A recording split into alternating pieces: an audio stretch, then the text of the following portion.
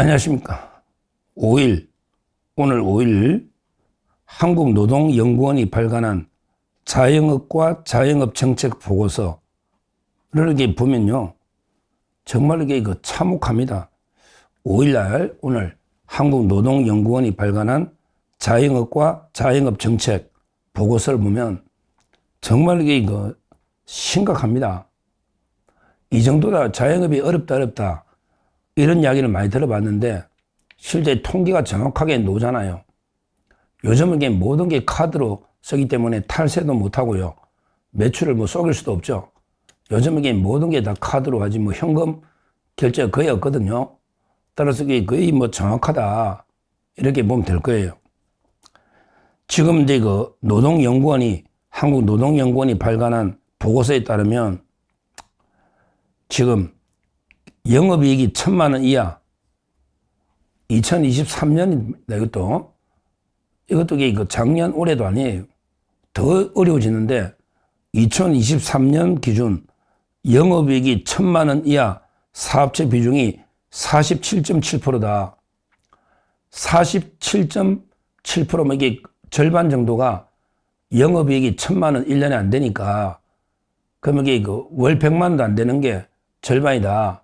이게 2023년 기준인데 그러면 이게 더 최근에 어려워졌으니까 이게 더 떨어지지 않았겠냐. 심각한 상황이다. 이 말입니다. 옛날에 하고 비교하면 되죠. 옛날에 2007년도 그때 2007년이면 이명박 정부에 들었을 때 2007년도에는요. 오히려 그때는 1,000만 원 미만 버는 게 13.2% 13%였어요. 그런데 3배 이상 늘어났다.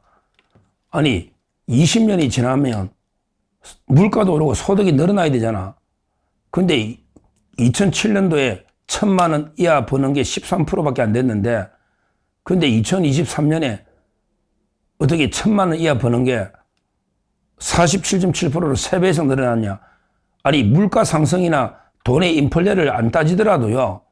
옛날에는 다 1,000만 원 이상 벌었다는 거 아니에요. 2007년도에도 대부분 13% 빼고. 그런데 어떻게 몇십 년 지났는데 절반이 1,000만 원 못 버냐. 무슨 이게 거꾸로 가도 이게 이렇게 거꾸로 갈 수가 있느냐. 정말 이게 심각한 문제입니다. 그런데 더 충격적인 거는요. 적자를 보는 영업이익이 0원. 이게 적자잖아요. 영업이익이 0원도 안 되면 적자잖아, 장사회가. 적자 본 게 옛날에는 없었거든. 2007년도에는 1.3% 거의 없었는데 이번에 2023년에 통계를 보니까 적자 본 게 12.8%. 그러니까 13%는 10원도 못 버는 적자다. 이게 13%라는 거, 13%. 비용 빼고. 와, 참 이게, 그러니까 2023년 기준으로 13%가 적자고 1,000만 원 이하 버는 게 47.7%다. 그리고 이게 2,000만 원 이하 하니까 이게 75% 그래요. 75%가 2,000만 원 이하다. 2,000만 원 해봤자 이게 한 달에 200만 원도 안 되잖아. 근데 그게 75%란 거예요. 그럼 이게 대다수가 자기 최저임금도 못 받는다. 내가 이게 그냥 알바하고 내가 어디가 일해도 한 달에 200만 원 이상 받는데 내가 사장인데 자영업 하는데 200만 원도 못 받는다. 이게 75%다.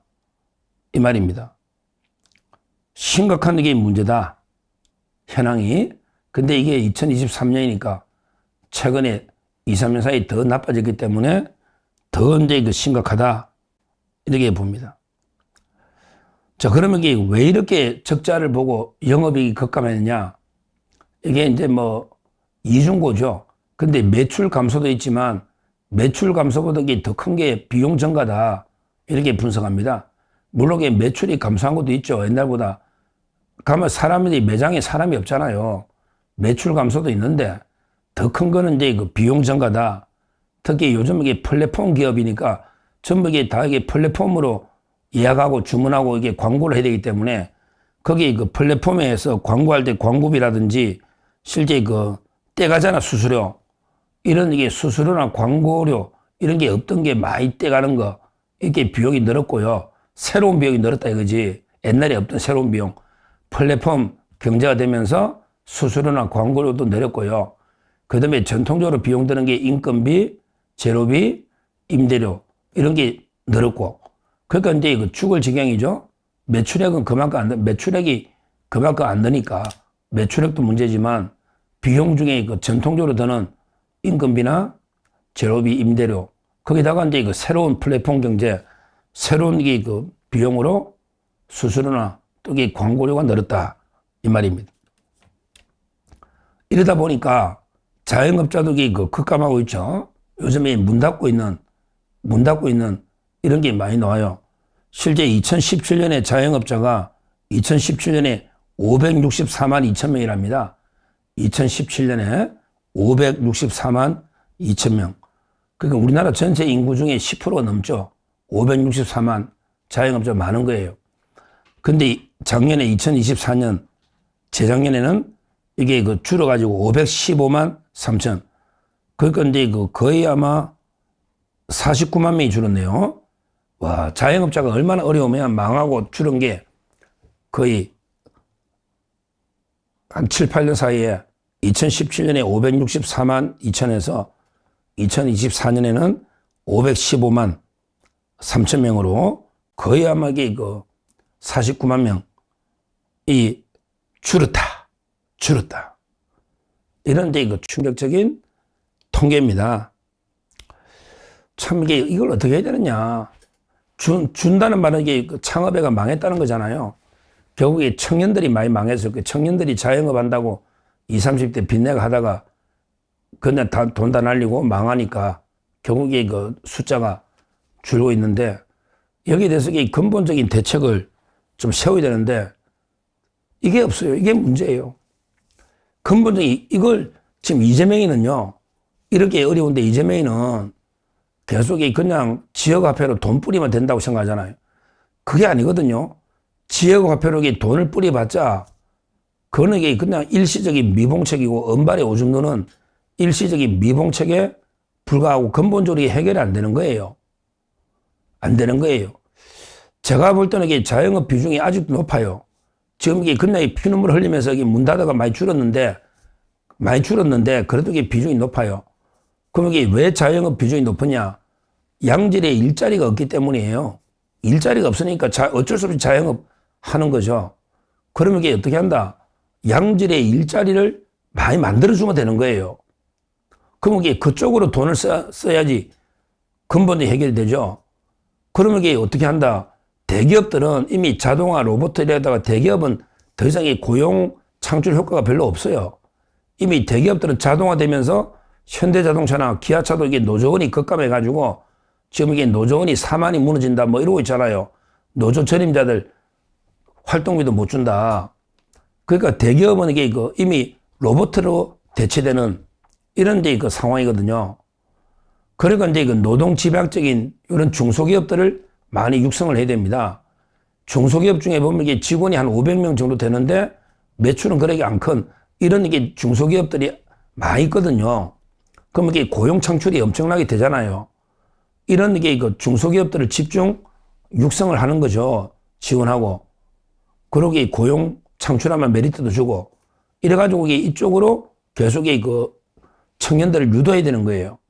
그러고 나서 또 기술 좀 배우고 경력을 쌓으면 그러면 또 대기업으로 이직도 할 수 있고 이런 식으로 그 고용의 유연성을 보장해 줘야 되는 거예요. 고용이 유연해야지 필요하면 채용을 했다가 또 안타깝지만 회사 어려우면 또 채용을 안 해도 그렇게 해고됐다는 게 아니고 나는 또 새로운 기회로 또 채용할 수 있고 그러니까 우리나라는 회사 한번 잘리면 이상한 놈 취급당하고 고용이 딱 한 번 그 채용하면 평생 이러다 보면 그 기업들이 웬만하면 채용을 안 하거든요.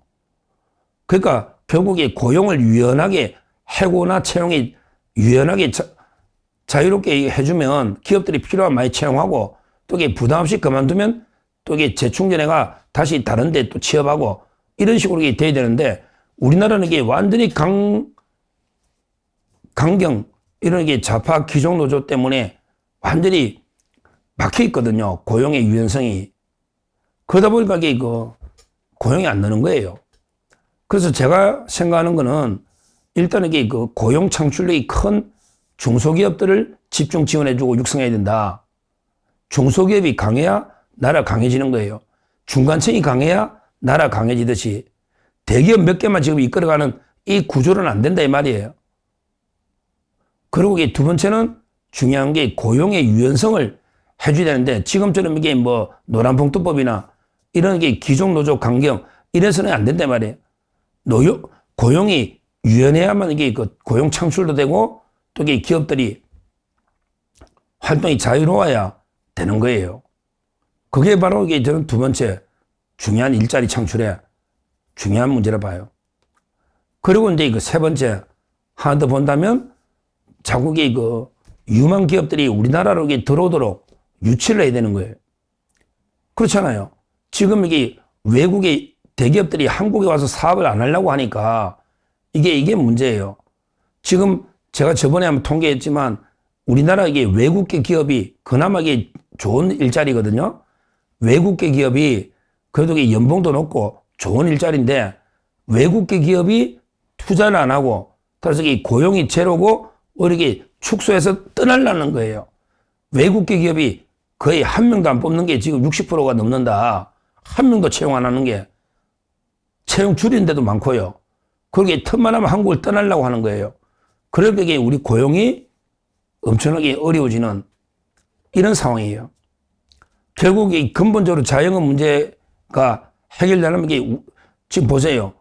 오히려 이게 외국 기업은 우리가 유치를 해가지고 이게 창출해야 되는데 우리나라 기업들도 틈만 하면 이게 외국 떠나려고 외국 기업 떠나고 이러니까 이게 기업이 주는 거죠. 거기다가 이게 노조 천국을 만들어가지고 완전히 한번 고용하면 이게 해고나 이게 안 되니까 그러니까 이게 기업들이 채용을 못 하는 거예요. 그리고 이게 우리나라는 역차별로 기업이 커나갈수록 중소기업이 중견기업 되고 중개 대기업 때문에 규제가 막 엄청나게 늘어나가지고 기업들이 성장을 안 하려고 그래요. 피터팬 증후군처럼 나 성장하면 싫다. 중소기업이 중견기업 되고 중견기업이 대기업 되고 자연스럽게 성장해야 되는데 그게 막혀버린 거죠. 결국에 우리나라 기업 정책이 좌파 정권 들어서 개판이 돼버린 거죠. 대기업은 계속 외국으로 나가고 외국 기업도 외국 나가면서 안 들어오고 그리고 완전히 기업 지옥으로 노조 천국 만드니까 기업이 어떻게 할 수가 없잖아요. 그러니까 완전히 실업자가 일자리가 없으니까 지금 양질의 일자리가 없는 거예요. 그러니까 어쩔 수 없이 자영업을 하는데 지금 10원도 못 버는 적자가 13%고 그 다음에 1,000만 원도 안 되는 이게 45% 절반이고 그 다음에 2천만 원 최저임금도 안 되는 이게 75%다. 이게 우리 정말 이게 비참한 자영업자의 현실이다. 그러다 보니까 이게 50만 가까이 줄었는데 이런 식으로 망해가 어쩔 수 없이 주는 거 이거는 정말 이게 불행한 일입니다. 그게 아니고 이게 내가 망해서 주는 게 아니고 좋은 일자리들이 많이 생겨서 자영업 하다가 좋은 일자리 많이 생겨서 거기 취업하는 이런 게 돼야 되는데 지금은 피눈물 흘리면서 망해가지고 이게 주는 게 이렇게 줄고 있는 거 아니에요. 폐업자들이. 지금 자영업 폐업이 얼마냐 이 말이야.